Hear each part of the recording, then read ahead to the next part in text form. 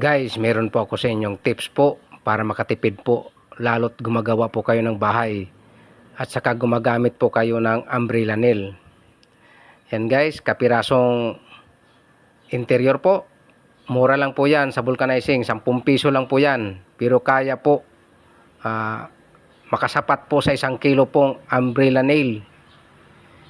Gupitin, kailangan po guys medyo malaki pa po sa ulo ng umbrella nail, yan, para meron pa pong magupit. Yan. Pagkatapos guys, putol-putulin po. Kailangan naka-square kung gaano kalaki yung hiniwa nyo. Ayan.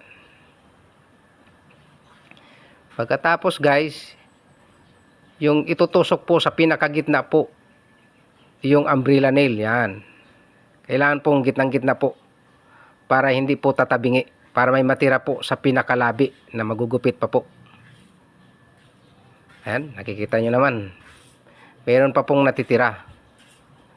Kailangan po lampas po yan para pag pinako po, maiipit po sa yero yan. Hindi na po kailangan bumili po ng pandikit. Silyado po yan. Sureball po yan. Yan, gugupitin po yan. Kailangan po may lumalampas pa po para yun po ang magsisilbi po na magsisil po sa yero. Pag naipit po yan, forever na po yan.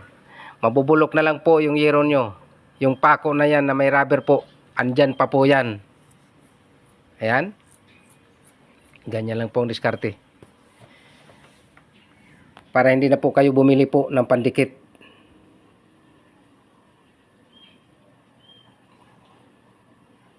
Ayan, bilisan natin.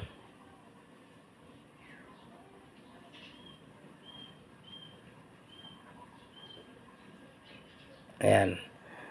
Yan po ang maiipit po yan. Pag pinukpok mo po sa yero po yan, maiipit po yung interior na yan. Yun po ang magiging gasket niya na hindi na po kailangan po yung pandikit.